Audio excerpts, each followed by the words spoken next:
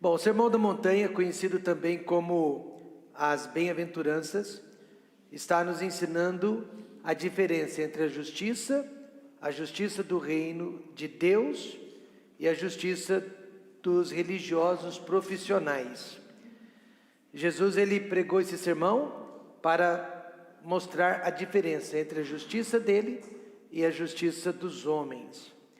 A diferença é que Deus exige perfeição para que possamos ir para o céu, mas os homens, por mais religiosos que sejam, só conseguem oferecer hipocrisia. Deus, ele exige perfeição, e nós, por mais que tentemos, só vamos conseguir produzir fingimento ou hipocrisia. Então, qual que seria a única solução para nós? A graça, amém, irmãos? Se Deus exige perfeição para que possamos ir para o céu, o único meio seria através da graça de Deus. Graça quer dizer favor não merecido. E misericórdia, deixamos de receber o que merecemos. Merecemos o inferno. Nos anos 80, havia um famoso televangelista norte-americano. Ele era muito bem quisto aqui no Brasil. Além de pregar a palavra de Deus com muita eloquência, ele era um ótimo cantor e um ótimo pianista. Ele pregava contra o pecado e convencia os seus ouvintes que Jesus era a solução para todos os nossos problemas. Infelizmente, a imprensa norte-americana descobriu que aquele pregador estava traindo a sua esposa, não com uma, mas com várias mulheres. Tudo indica que ele realmente se arrependeu e se reconciliou com Deus e com a esposa. Porém, a mancha ficou para sempre em seu ministério. E até hoje ele é lembrado, pelo pecado que ele cometeu. Os fariseus não estavam pecando através do ato físico, mas sim através do espírito. É possível você não pecar fisicamente, mas você estar pecando espiritualmente. E Jesus demonstrou que todos eles estavam pecando, não fisicamente, mas espiritualmente, através do homicídio, através do adultério e através do divórcio, e principalmente através dos juramentos. Não é incrível isso? Todos eles estavam pecando espiritualmente nessas áreas, ainda que não física, mas espiritualmente. Ou seja, onde eles mais se consideravam fortes, onde eles mais se consideravam espirituais, eles eram mais fracos. Por esta razão, quando estudamos o Sermão da Montanha, nos tornamos pessoas mais simples, pessoas mais humildes, pessoas mais sensatas e certamente pessoas mais compassivas com os pecadores. Nós já estamos na 10ª lição. Eu tenho certeza que Deus já nos transformou desde a primeira lição. Eu tenho certeza que nós somos pessoas mais humildes desde que começamos esses estudos. E nós estamos enxergando o nosso próximo diferentemente da forma como enxergávamos antes.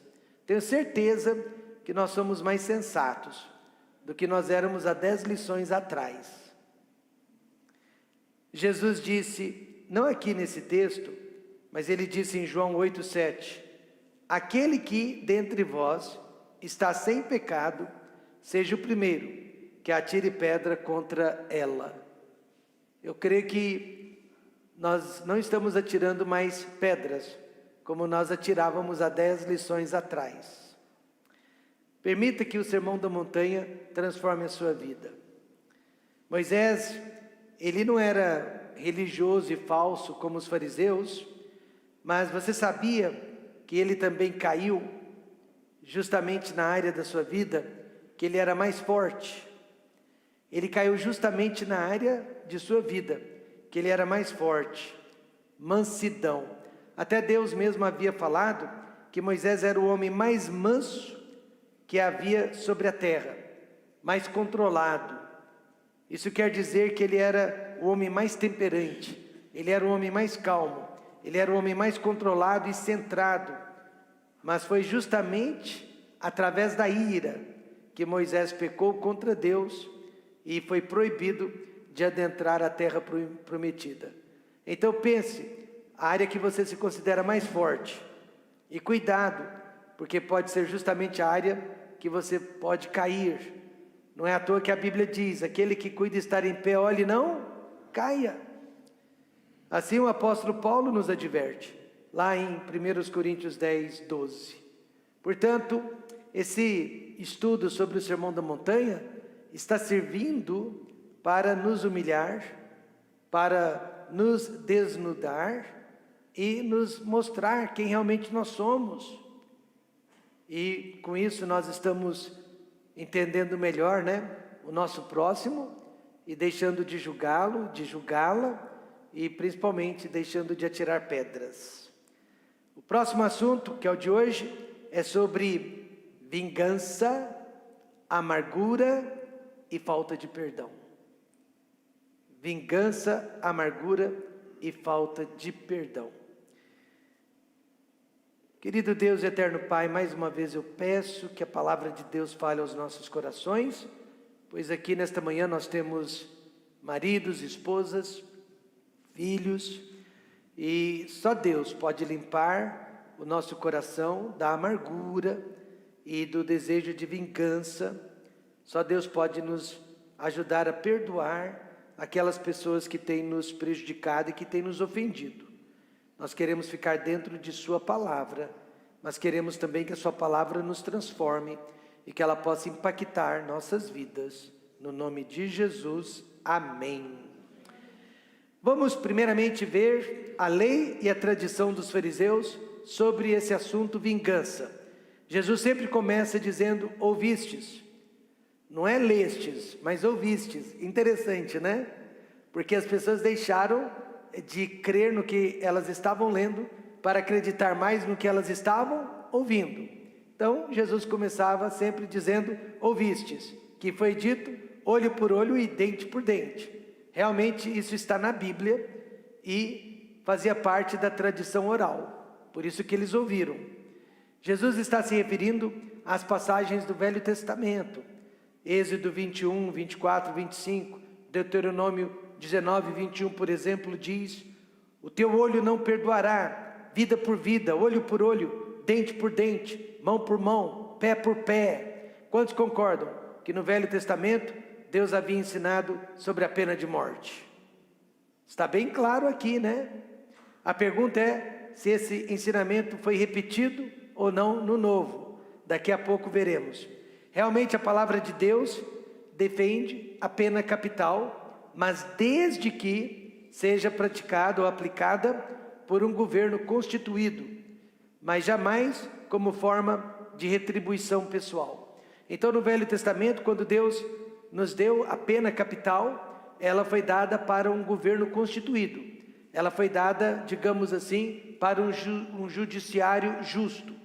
Jamais Deus permitiu que o ser humano fizesse justiça com as próprias mãos.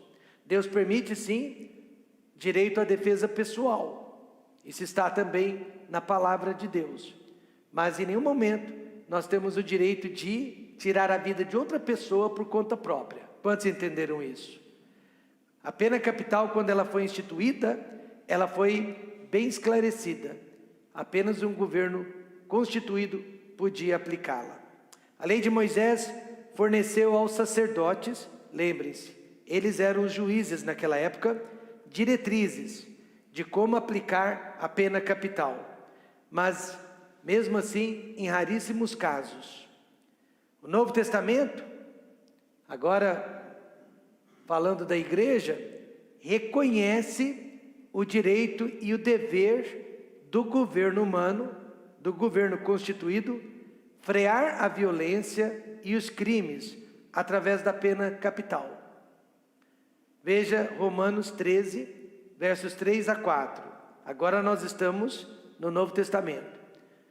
Porque os magistrados não são terror para as boas obras. Magistrados aqui nossos líderes políticos constituídos, mas para as más.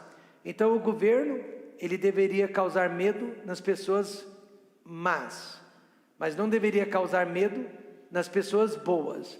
Quando um governo está causando medo em bons cidadãos, deixou de ser um governo democrático e passou a ser um governo ditatorial. Pensem bem nisso.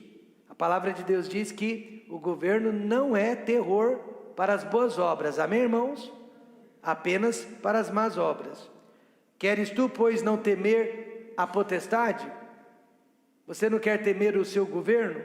Faze o bem e terás louvor do governo, terás louvor dela, porque ela, o governo, é ministro de Deus para teu bem. Mas se fizeres o mal, teme, pois não traz de balde, diga alguém, e a palavra espada aqui é morte. Então este governo constituído não vai trazer em vão a morte, porque é ministro de Deus e vingador, para castigar o que faz o mal. Então uma das funções do governo é castigar quem faz o mal, jamais perseguir quem faz o bem. E realmente Deus deu a este governo o direito de executar a pena de morte em casos específicos. Agora, isso não quer dizer que deveríamos ser a favor da pena de morte aqui no Brasil. Por quê? Porque iriam morrer apenas pessoas pobres. Como já acontece. Então, muito cuidado quando você defende o seu ponto de vista político, porque você tem que levar em consideração a situação em que vivemos. Não podemos usar a Bíblia, no entanto, para condenar a pena de morte. Mas, com certeza, a palavra de Deus não aceita retribuição ou justiça feita pelas próprias mãos. Há de haver um julgamento perfeito e qualificado, antes que um ser humano possa ser condenado à morte. Eu me lembro, eu estava na Carolina do Sul, nos Estados Unidos da América, no ano de 1992. Eu era universitário e uma criança de 4 aninhos de idade, dentro da nossa cidade ali de Greenville, ela foi estuprada. Algum maníaco entrou no quintal e, em menos de 5 minutos, cometeu esse crime hediondo. A criança veio a falecer, 4 aninhos de idade. Em menos de 2 meses, ele já havia sido executado, legalmente falando. Na época eu fiquei assim abismado, com a rapidez daquele julgamento. Mas ali não coube recurso, não coube nada. A pessoa era completamente culpada por aquele crime hediondo. E aí, na época, os direitos humanos se colocaram contra a cidade, contra o estado, da Carolina do Sul. Não sei se hoje eles têm pena de morte, mas tinha naquela época. E condenaram o estado por ter executado, aquela pessoa tão rapidamente. Mas os promotores da época diziam: nós temos certeza que ele nunca mais vai fazer isso de novo. E é verdade, Ele nunca mais vai fazer isso de novo. Então, o que eu quero dizer para vocês é que, biblicamente falando, Deus deu sim ao governo constituído esse direito, esse dever. Mas jamais deu a nós. Por exemplo, pense nos pais daquela criança. Por mais que eles se sentissem indignados pelo que aconteceu com o filho, eles não poderiam, eles mesmos, terem tirado a vida do assassino. Quantos entenderam isso? Exatamente como a palavra de Deus ensina. É o governo e não o ser humano. Veja que Eclesiastes 8:11 diz, irmãos: porquanto não se executa logo o juízo sobre a má obra, por isso o coração dos filhos dos homens está inteiramente disposto para fazer o quê? O mal. Então, o governo humano deixa, com que os crimes aconteçam sem serem punidos, desde os piores até os menos graves. A tendência é que aumente cada vez mais o número de criminalidade. Por quê? Porque a impunição, ela acaba fazendo com que o crime compense. Em um país como o nosso, irmãos, e por favor, eu não estou mexendo com política, mas em um país como o nosso, onde as pessoas com mais recursos conseguem achar brechas nas leis e se livrarem de seus crimes, somente os mais pobres seriam condenados à morte, se nós tivéssemos pena de morte no Brasil. Por isso mesmo, a pena de morte não daria certo em nossa cultura. Então eu não tenho receio de dizer que eu sou contra a pena de morte no Brasil. Eu apenas não posso usar a Bíblia para isso, quantos me entenderam?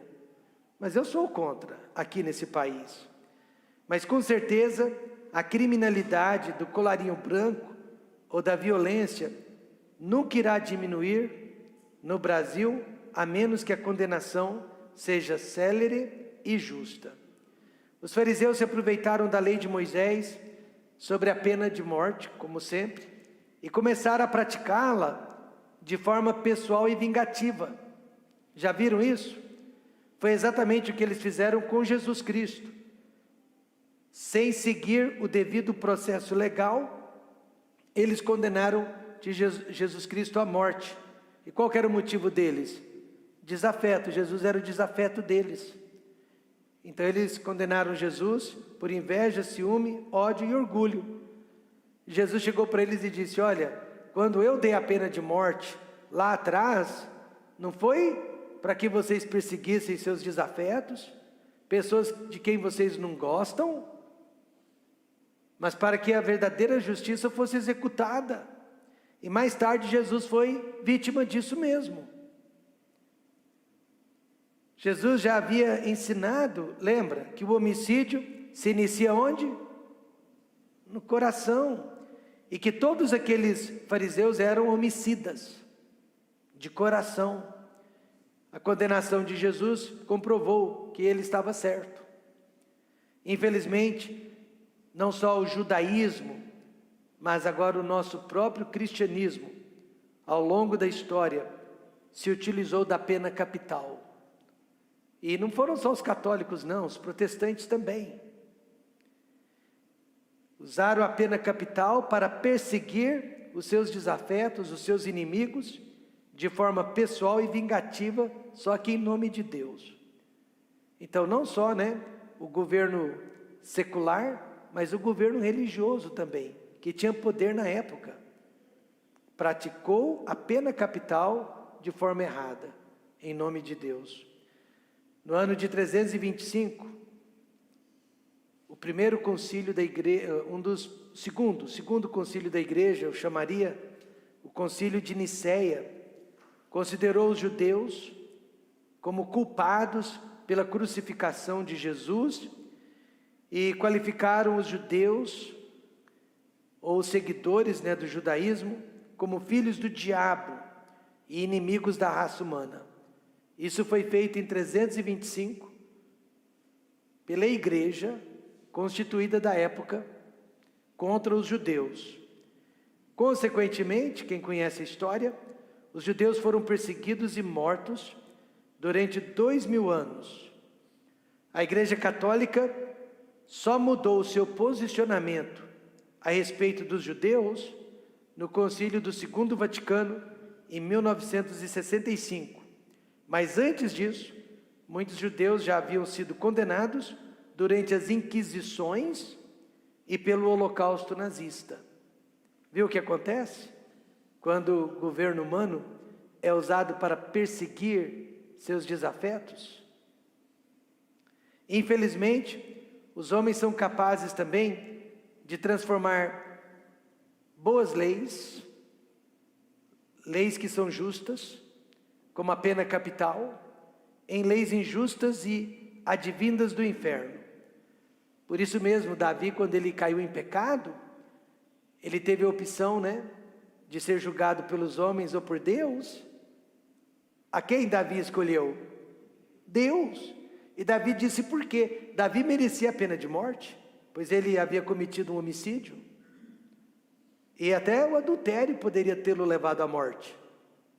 Mas ele merecia a pena de morte 2 vezes, E na hora que ele soube que ele seria julgado, ele disse: estou em grande angústia, caia eu, pois, nas mãos do Senhor, porque são muitíssimas as suas misericórdias, mas que eu não caia nas mãos dos homens.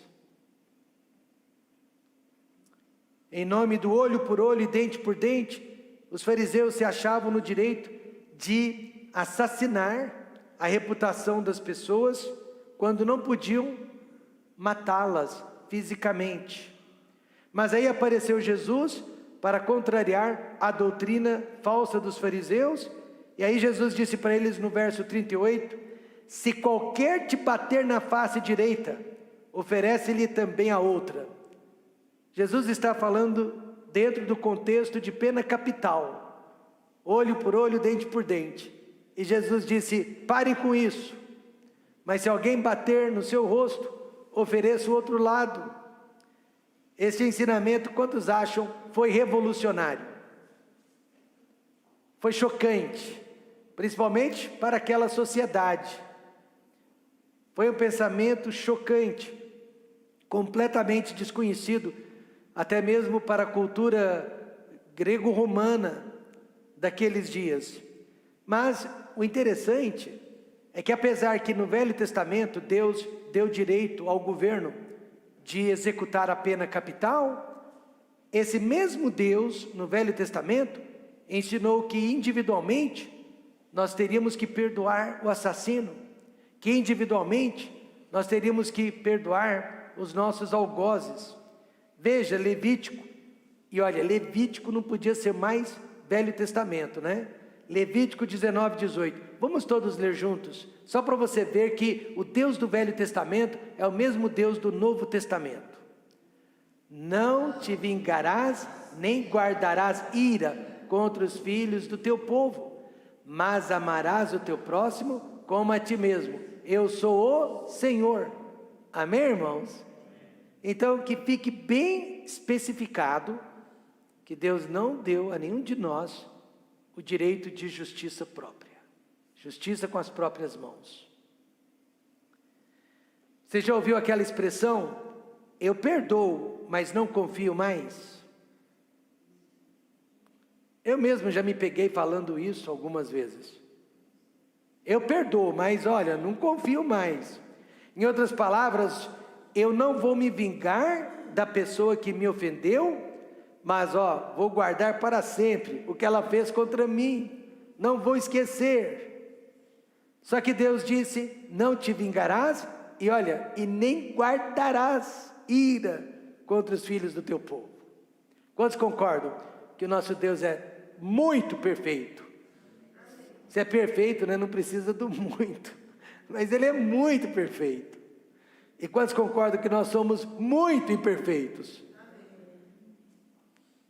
Deus, Ele pede coisas de nós que só pelo Espírito Santo. Mesmo a dona Raquel com o dom de misericórdia, só pelo Espírito Santo certas coisas. Permita-me lhe dar um exemplo bastante pessoal. Eu e o irmão Geraldo trabalhamos juntos há mais de 20 anos. Durante esse período, com certeza ele já me decepcionou e eu já o decepcionei. Ele já fez promessas que nunca foram cumpridas e com certeza eu também fiz promessas que nunca cumpri. Mas apesar disso, a nossa amizade continua firme e forte, como sempre foi, justamente porque não vingamos e principalmente não guardamos ira contra o outro. Esse é o segredo, não só de um bom ministério, mas de um bom casamento. Os nossos amigos precisam ser pessoas boas, com coração e também pessoas de boa índole. Mas os nossos amigos não precisam ser perfeitos. A partir do momento que você exigir perfeição do pastor da igreja, dos irmãos da igreja, você vai criar atrito e conflito dentro da igreja. E o mesmo é verdade dentro do lar. Se você agir como fariseu, estará sempre se vingando e guardando amargura contra o seu próximo.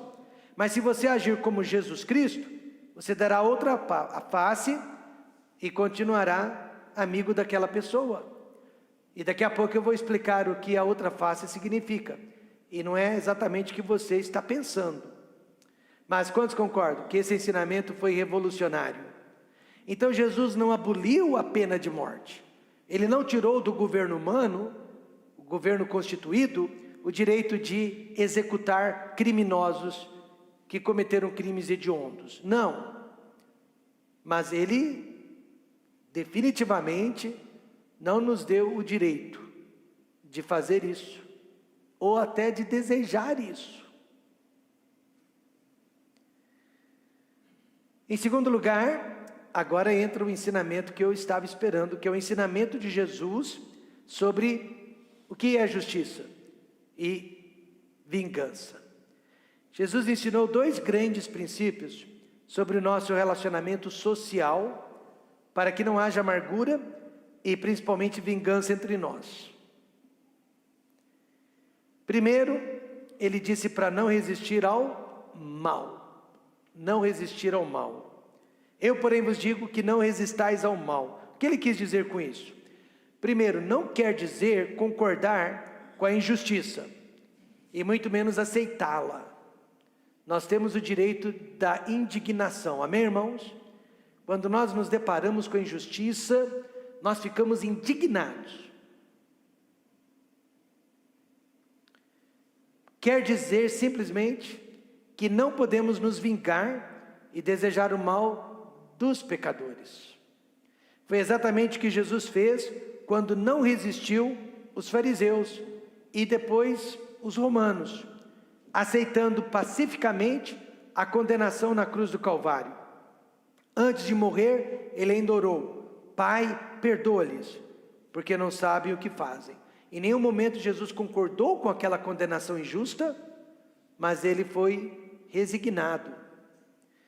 Como filhos de Deus, nós não concordamos com os políticos, que desviaram e desviam milhões de reais, que deveriam ter sido usados, por exemplo, no combate à Covid-19, com os partidos políticos que querem destruir a família tradicional através da identidade de gêneros e da liberalização das drogas, da liberalização do aborto. Mas longe de nós odiarmos essas pessoas ou esses partidos políticos. Odiamos o pecado, mas jamais os pecadores. E eu quero ter certeza que todos estão entendendo isso. Uma vez eu estava ensinando algo semelhante e alguém da plateia, digamos assim, entendeu que o pastor Rômulo estava favorecendo, esses políticos e esses partidos. Jamais, não votaria neles. Quero deixar isso bem claro. Mas não tenho ódio por eles. Amém, irmãos? É isso que Jesus está ensinando. Não resistir é não se vingar e não desejar o mal. Recentemente, um pastor orou uma oração imprecatória desejando o mal sobre certos agentes políticos ou até do judiciário do nosso país. Claro que eu sou contra isso. Eu não, Jesus. Jesus jamais desejou mal para os fariseus ou para os romanos. Você se lembra daquela esposa que foi acordada às 2h da manhã pelo marido bêbado? E o marido bêbado trouxe mais 10 amigos bêbados com ele. E os 10 amigos bêbados entraram na casa, e esse marido bêbado entrou no quarto, acordou a mulher e mandou que ela fizesse uma janta para os seus amigos, às 2h da manhã. A mulher humildemente se levantou, colocou um vestido, foi para a cozinha e começou a fazer a janta para os bêbados, amigos do marido. Aí um dos bêbados, porém um pouquinho mais sóbrio, chegou para ela e disse: eu não acredito no que a senhora está fazendo. Como que a senhora ainda consegue fazer comida para todos nós, às 2h da manhã, sendo que nós estamos todos bêbados? A senhora tem medo do seu marido? E ela respondeu: medo eu não tenho, eu tenho é pena dele. Eu sei para onde ele vai quando morrer e deixar este mundo. Eu estou orando para que ele seja salvo. E assim também, antes de odiar o ladrão que entrou na sua casa e levou o seu carro, antes de odiar o político corrupto ou magistrado ditador, o que nós devemos fazer? Orar pela salvação deles, amém, irmãos? Orar pela salvação deles e ter pena deles. Por quê? Porque ao homem está ordenado morrer uma vez, vindo depois disso o juízo venha depois da morte, o juízo não vem antes.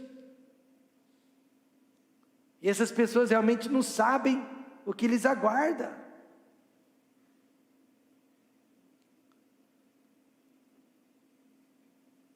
Jesus também ensinou que pagar o mal sempre com o bem. Sabe, quando eu era criança, tinha uma propaganda na televisão, faz tempo, hein? Porque a velocidade máxima na época era 80 por hora, então faz tempo mesmo.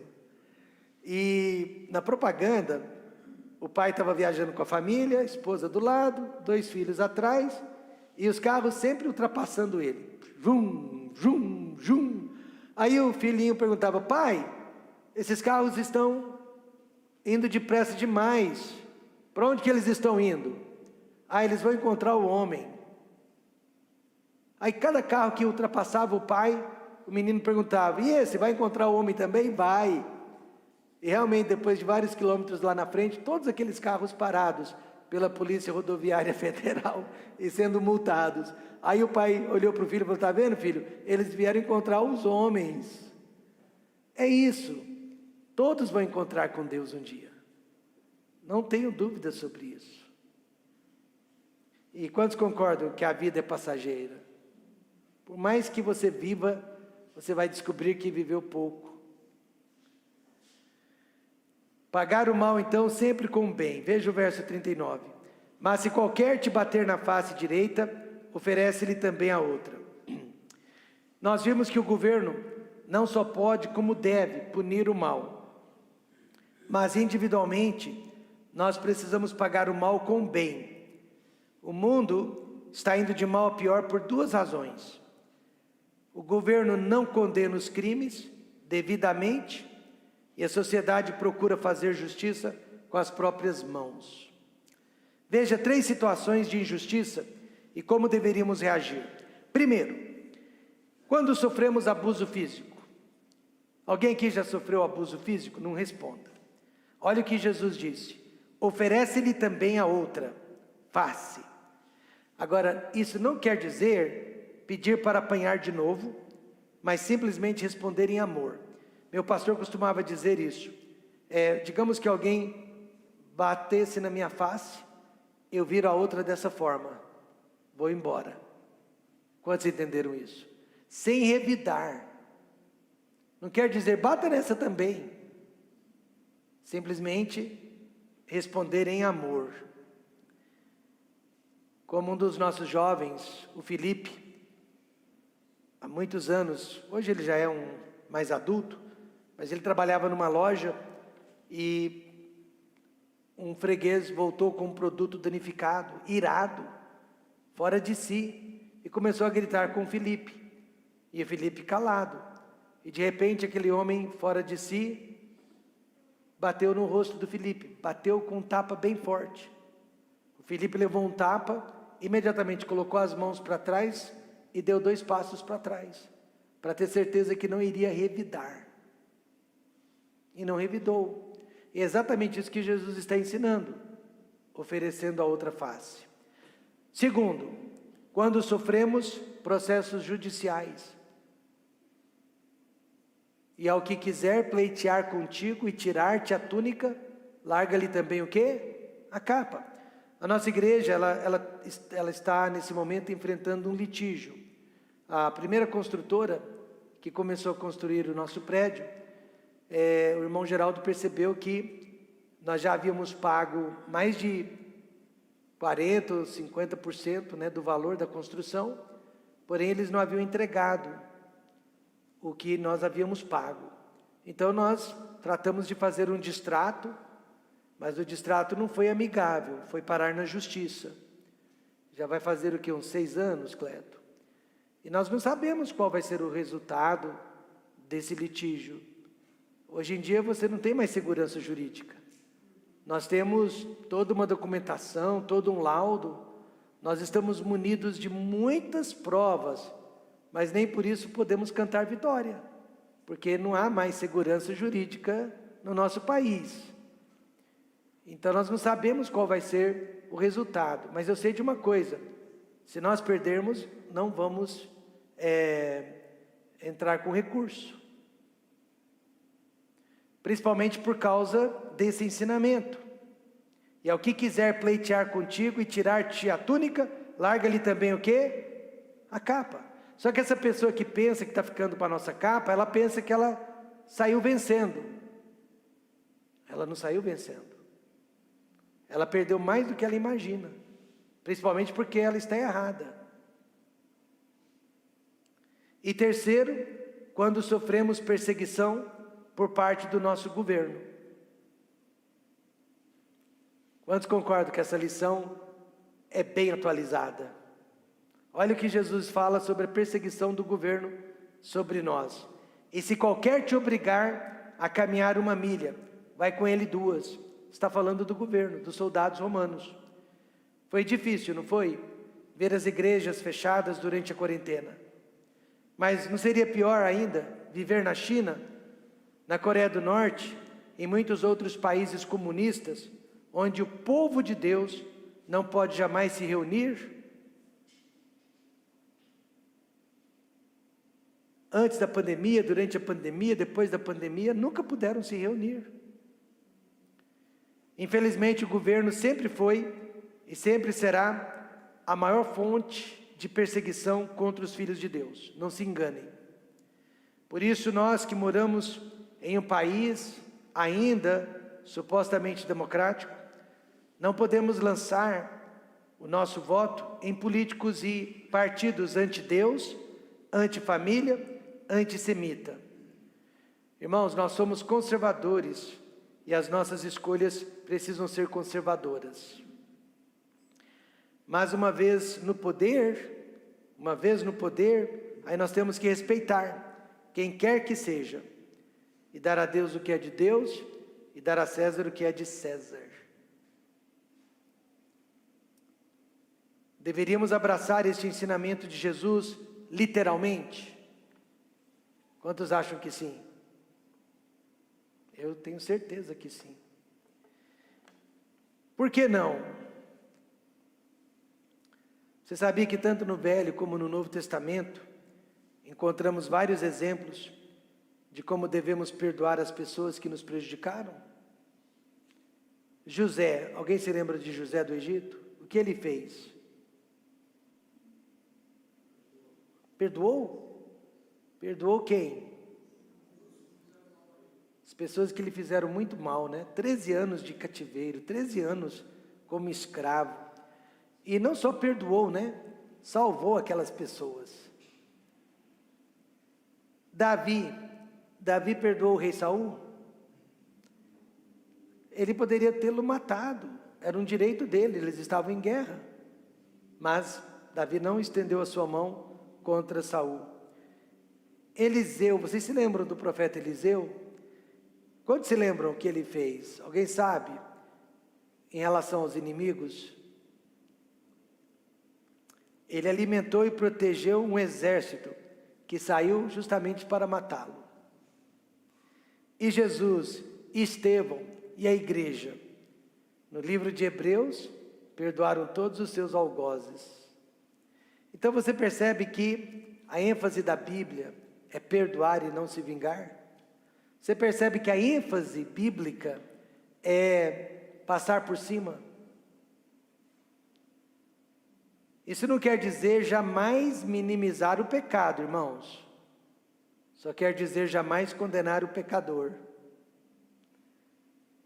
Vamos ler Romanos 12, versos 9 a 21. Coloque para nós na projeção, Romanos 12, 9 a 21. É um resumo do que nós estudamos aqui nesta manhã. Quantos podem dizer, pastor, é difícil ser cristão, né? Mas Se você tem o Espírito Santo, é difícil, mas é possível. Mas tem que ser cheio do Espírito Santo, sim, para seguir os ensinamentos de Jesus, né, dona Grace? Tem que ser muito cheio do Espírito Santo. Olha o que diz. O amor seja não fingido. Aborrecei o mal e apegai-vos ao bem. Até aqui tudo certo. Amai-vos cordialmente uns aos outros com amor fraternal, preferindo-vos em honra uns aos outros. Olha, isso aqui dá certo. Isso aqui dá certo. Sempre que você prefere o outro e honra o outro mais que a você mesmo, as bênçãos são inevitáveis. Não sejais vagarosos no cuidado, sede fervorosos no espírito, servindo ao Senhor. Tudo bem. Alegrai-vos na esperança, sede pacientes na tribulação, perseverai na oração. Tudo bem. Comunicai com os santos nas suas necessidades, segui a hospitalidade. Ou seja, observe as pessoas que precisam de ajuda e ajude. Abençoai os que vos perseguem, abençoai e não. Vamos ficar aqui um pouquinho. Agora começou a complicar, né? Mas continuação do Sermão da Montanha. Então, quanto mais uma pessoa fala mal de mim, mais eu vou procurar falar bem dela. Amém, irmãos? Interessante isso. E ela vai ter muitas qualidades. Eu não vou precisar mentir. Eu só não preciso revidar. Então, quanto mais ela me persegue, mais eu abençoo. Mas eu não posso amaldiçoar aquela pessoa, por mais que ela mereça. Próximo versículo. Alegrai-vos com os que se alegram e chorai com os que choram. Há pessoas felizes, se sinta feliz por elas. Há pessoas tristes, se sinta triste por elas. Pode passar. Sede unânimes entre vós, não ambicioneis coisas altas, mas acomodai-vos às humildes. Não sejais sábios em vós mesmos. Foi a lição de ontem, na reunião dos homens de Deus. O irmão Walter falou muito sobre a importância de você ser uma pessoa contente com o que tem. Não ficar ambicionando o que não tem, porque isso pode trazer dívidas e você depois pode perder o controle dessas dívidas. 17. A ninguém torneis mal por mal, procurai as coisas honestas perante todos os homens. Continuação do Sermão da Montanha. Agora olha a cláusula, condicional se for possível. Nem sempre é, irmãos. Agora mesmo a nossa igreja está em litígio. Alguém me perguntou, mas como que o senhor parou nesse litígio? Porque o construtor não parava de emitir boletos. E não parava de processar a igreja no cartório. Então, nós tínhamos que nos defender na justiça. Fomos obrigados. Nem sempre é possível, né, Walter? Mas se for possível, quanto estiver em vós, tende paz com quem? Todos os homens. Não vos vingueis a vós mesmos, amados, mas dai lugar à ira, porque está escrito, minha é a vingança, eu recompensarei, diz o Senhor. Então você pega essa ira, transmite para Deus. Pessoas às vezes vêm reclamar comigo e reclamam, eu falo, calma, você está reclamando com a pessoa errada, eu não posso fazer nada. Reclame com Deus, porque é dele a vingança. E depois, portanto, se o teu inimigo tiver fome, dá-lhe de comer. Se tiver sede, dá-lhe de beber. Porque fazendo isso, amontoarás brasas de fogo sobre a sua cabeça. A cabeça que não é a sua, é a dele. Quanto mais você trata a pessoa bem, mais essa pessoa sofre as consequências dos seus erros. Quanto mais misericórdia você demonstra, mais quente fica a cabeça da pessoa. Não te deixes vencer do mal, mas vence o mal com o bem. Que maravilha o Sermão da Montanha, amém, irmãos? Explica tudo, né? Facilita a nossa vida.